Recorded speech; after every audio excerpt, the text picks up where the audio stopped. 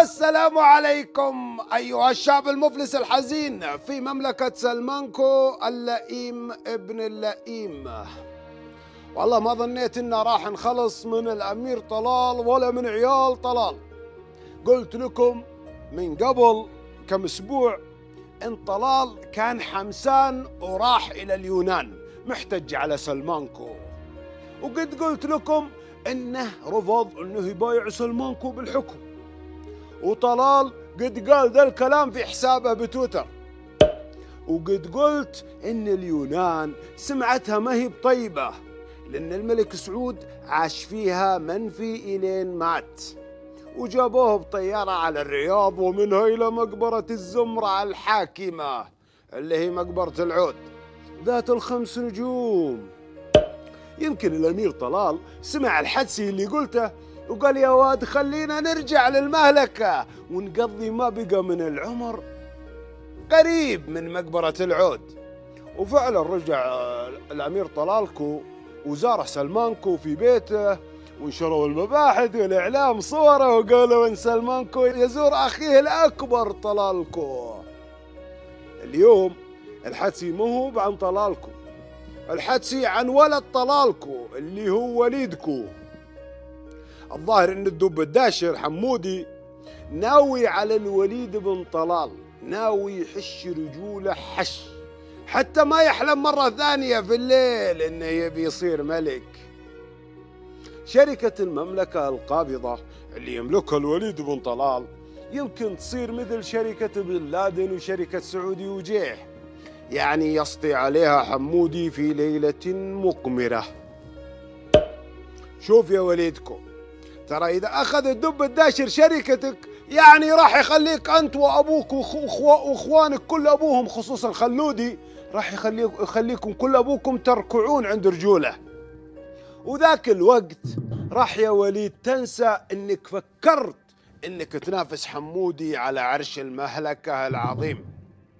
وإذا ضاعت شركة المملكة ضاع حلمك السياسي وحلمك المالي وحتى زواجاتك هذه اللي تخبيها عن الناس، زواجات أبو ليلى على طريقة جدك الموسوس ما راح تنفعك، ولا راح البنات اللي يتزوجونك ينفعونك لأنهم يتزوجونك عشان فلوسك مو من زين وجهك.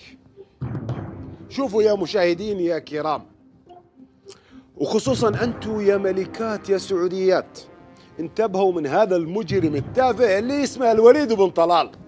لا تخلونه يقرب من بيوتكم، لا هو ولا الأمراء الثانيين، تراهم نفس الطينة، كلاب عيال كلاب، مجرمين سفلة إلى أقصى ما تتصوروه.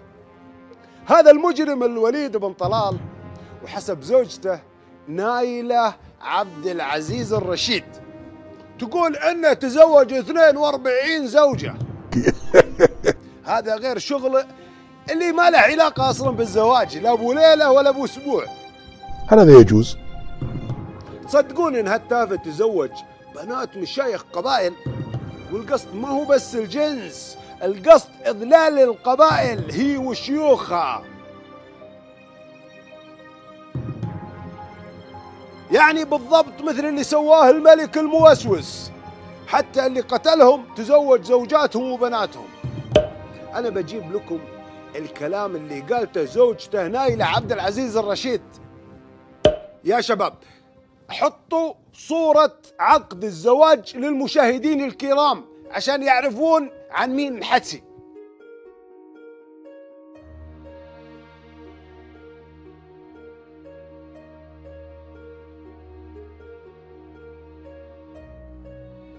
هذه الزوجة اللي عندها جنسيتين سعودية وكويتية تقول إن زوجها الوليد بن طلال ما أعطاها حقوقها، وإنه يرفض أن يعطيها شيء من الحلال، وإنها دخلت أمير الكويت وولي عهده يتوسطون عند الوليد بس الوليد رفض، وتقول إن الوليد متكبر على آل الصباح ويسميهم أسرة الجنس الثالث ويتمسخر عليهم.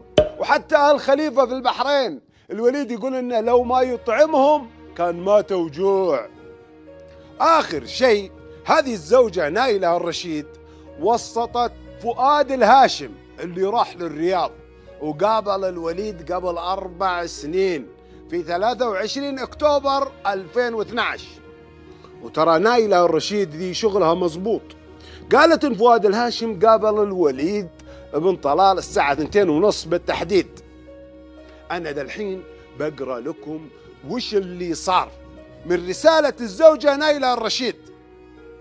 تقول نايلة بالنص: أكد زوجي الوليد بن طلال آل سعود للسيد فؤاد الهاشم بأن تزوج 42 زوجة، وأنه ليس لديه أي رغبة للوصول إلى حل سلمي وحضاري لحصولي على التعويضات التي أستحقها كزوجة.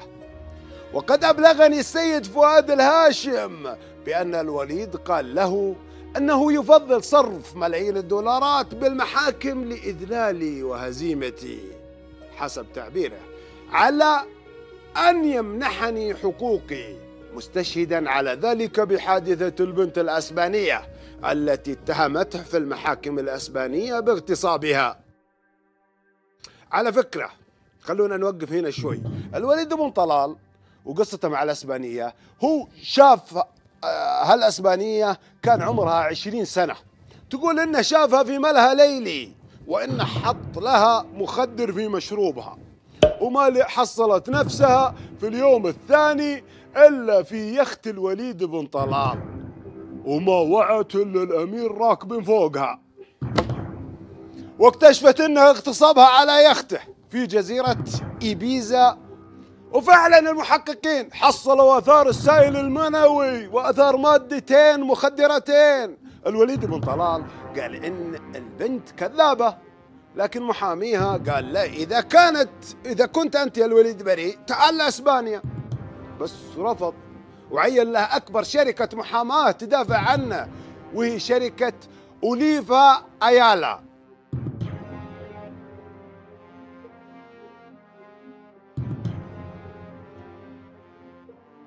القضاء الأسباني قال نرسل للحكومة السعودية عشان تحقق مع الوليد وتسأل عن القضية.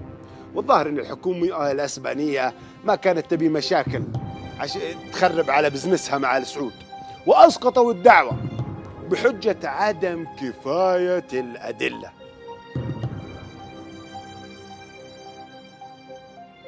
نرجع لزوجة الوليد نايلة الرشيد. تقول نايلة الرشيد إن الوليد بن طلال عنده وحدة قوادة اسمها موضي البقمي ويلقبونها بأم خالد. أبقرأ عليكم إيش قالت نايلة الرشيد عن هذه البقمية بالنص. الوليد بن طلال يعتمد على السيدة موضي البقمي بتسهيل أمور الدعارة والرذيلة له ولضيوفه من خلال إغراء البنات والسيدات من الجنسيات الخليجية والعربية، يغريهم بالأموال والهدايا وبأوامر مباشرة منه. وقد شهدت بنفسي، والكلام النائل زوجة الوليد بن طلال، شهدت بنفسي هذه الممارسات والطلبات منه لها من خلال اتصالاته المتكررة بها عدة مرات هاتفيا وهو معي في باريس. وتضيف الزوجة النائلة: قام الوليد بواسطة السيدة موضي بالاقتران بعدة بنات سعوديات الجنسية، ومن بينهم على سبيل المثال للحصر سيدة من عائلة السيف. وأمر الوليد السيدة موضي بأن تقوم بإطلاق الوعود المالية الوهمية للفتيات التي يرغب بإشباع رغباته الجنسية معهن، وبعروض مغرية أخرى كاذبة كشراء عقار يدر دخل شهري. ولكن مثل ما تعرفون النتيجة. تقول الزوجة أن الوليد وبعد إيقاع تلك الفتيات في هذا الفخ وبعد إشباع رغباته الجنسية معهن يتم التخلي عنهن بأسرع ما يمكن دون الوفاء بأي من تلك الوعود، معتمدا على أن أغلبية هؤلاء البنات الخليجيات وبالأخص السعوديات منهن سوف يمتنعن عن مقاضاته خوفا من الفضيحة.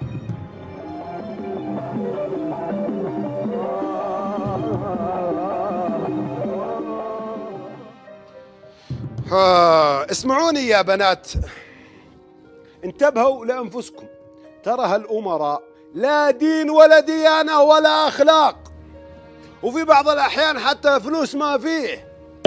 تصدقون أن الوليد بن طلال وقبل ما يتزوج العتيبية أميرة الطويل كان متزوج أختها بالسر، وذيك الأخت راحت عليها الفلوس اللي وعدها بها التافه الوليد بن طلال، وعشان كذا زوجته أميرة الطويل واللي كانت تدري أن الوليد راح يطلقها مثل أختها اشترطت عليه قبل الزواج مبالغ مالية كبيرة إذا ما قرر الوليد يطلقها. فالعقلية السعودية هي عقلية استثمارية يجب أن نستغلها.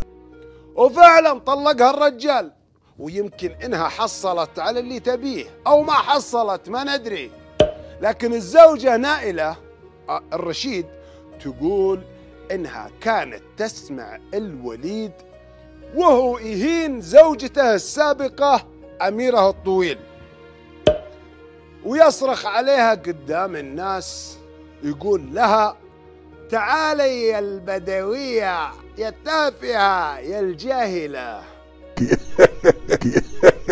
نحمد الله سبحانه إن هالحريم اللي طايح فيهن التافه الوليد يهينهم ويلعب بأعراض الناس، نحمد الله إن جاه واحد داشر أكثر منه وسلطه الله عليه.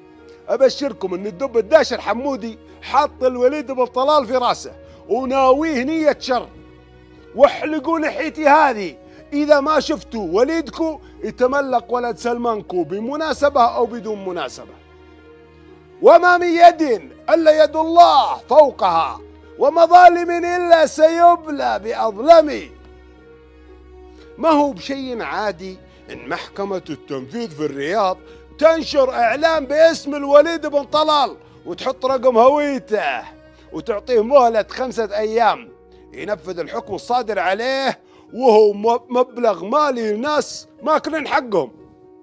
مو بس أنا اللي أشوف إن هالقرار ما له علاقة بالقضاء العادل والمستقل، ترى قضاء آل سعود مثل وجيههم، وهاللي انشروه عن الوليد وقبله عن سعد الحريري واضح إن فيه واحد يستخدم القضاء ضد شخصيات محددة.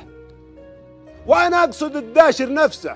حتى الوليد بن طلال طلع بيان وقال إنه في شيء غلط وإنه جرى التشهير فيه، وإن الأمارة أعطته صك الحكم وأعطته مهلة 5 أيام. فكيف يقولون وينشرون في الصحيفة إن الإعلان جاء لتعذر تبليغ الوليد بالقرار؟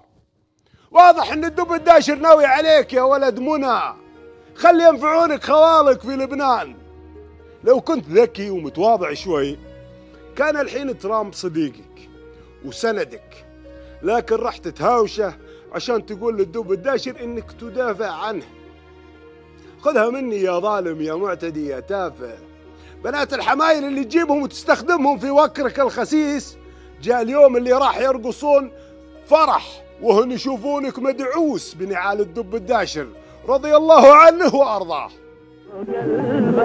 لو جرحني يا حبيبي لو جرحني يا حبيبي لو جرحني يا حبيبي لو جرحني يا حبيبي لا تقلب حره يا رسول المحبة بيني قلب وقلبه يا رسول المحبة.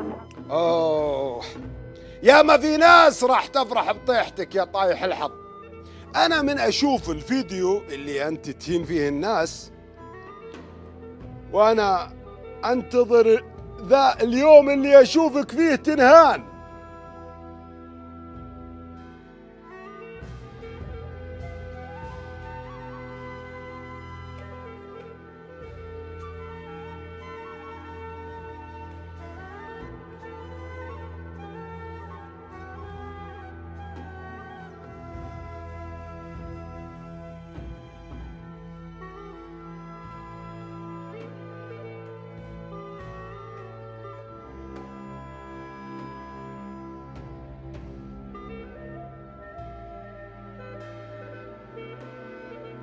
الدب الداشر قاعد يشوفك تنزل وتنزل وتنزل، وراح تشوف صفعة ورا الثانية ورا الثالثة، ومن جرف الدحديرة إن شاء الله. اسمع يا وليد، اسمع كلامي وركز معي زين. الحر تكفيه الإشارة، وأنت تخسي تكون حر، أنت عبد لشهواتك وملذاتك وأموالك، أنت بومة، والبومة تسمع الحدسي عن بعد. اسمعني زين، أختك سارة ما قدمت لجوء في بريطانيا وعطاها لجوء، الحق نفسك وقدم مرافق مع أختك، وانتبه تقول زوجاتك ال 42 انك بتروح لجوء عند أختك سارة. ترى والله هالزوجات اندرن إن يسحبونك على وجهك في المحاكم. ترى هنا يوجد القضاء الأنزع عالميا، أليس كذلك يا عيسى غيث يا أبو وجه مخسف؟ شيء ثاني يا وليد، على فكرة أنت ليه تسمي نفسك الوليد وأنت اسمك وليد؟ هل هذا يعقل؟ ليه تضيف التعريف؟ هل لأنك نكرة ولا متكبر أنت وجهك؟ اسمع اسمع اسمع، أنصحك يا وليد أنك تصفي أملاكك في المهلكة بالسكيت وبالهدوء، وانقل الإدارة برا، ترى البلد ما عاد هيب لك. وبعد ما تطلع برا تقدر تشغل قناة العرب وتجيب الخاشقجي معك. مسكين ذا الخاشقجي والله، سكروا فمح، لا مقالات ينشر ولا خلاه حتى في تويتر يغرد. أنا أدري أنك ما راح تسمع كلامي لأنك جاهل، بس تذكرني إذا وقع فاس الدب الداشر في راسك راح انقلع. الله لا يردك أنت وأبوك واللي خلفوك، ولعنة الله عليك. أنا وأنا أكتب النص جاني واحد في الورشة قال لي يا غانم وش موضوعك؟ قلت عندي وليدكو. قال لي خيو ما تخاف منه يرفع عليك قضية؟ قلت يرفع الوليد قضية ثم يحطها في ذنبه، ولعنة الله عليه وعلى والديه، وأطقع ما نشوف هو وآل سعود. ما جبنا خبرهم نجيب خبر الوليد التافه هذا.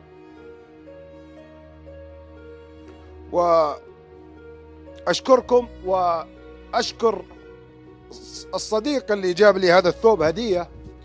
في راس السنة جاني صديق من المهلكة وجاب لي ثوب هدية، وكان فيه طرفة يقول وأنا أشتري الثوب في محل الملابس، يقول دايما كاسره، يقول المرة ما كسرته لأني يقول كنت أفكر أقول يا الله هذا الثوب اللي شريته راعى المحل ما يدري إنه بيلبسه غانم. وجابه ونشكره، ونشكركم أيها المشاهدين على وقتكم الثمين، وإلى حلقة أخرى. أنا غانم قاهر آل سعود، أترككم في رعاية الله، وإذا عجبكم المقطع اضغطوا لايك وسبسكرايب وانشروه وارسلوا نسخة للوليد التافه هذا اللي لو أشوفه بصقت على وجهه. يلعب بأعراض الناس ابن الكلب، هذا حسابه أشنع من حساب المحمدين. أوه ماي جاد، هذوليك يسجنون الناس، هذا يلعب بأعراض الناس. وعلى فكرة لحظة، فيه نقطة نسيتها، تقول الرشيد أن زوجة ان هذه القوادة حقت البقمي هذه حقت الوليد ان حتى بيت ما عطاها، وتقول ان الوليد يحب ما يعطي فلوس الا قدام الكاميرات والاعلام، وحتى ان هذه الجرارة حقته تقول يا اخي عطني بيت وبنشر في الصحيفة صفحة كاملة انك اعطيتني، ولا عطاها. شفتوا كيف الخسة؟ حتى الجرارين حقهم يحتقرونهم. يا زمن، خلاص أنا ممكن أنفعل أقل عن أبوها الوليد. والله لو أشوفك يا وليد وجه لوجه لا أتفل في وجهك. إي والله، والأيام بيننا يا ابن الشرموطة صنوفة بيتش.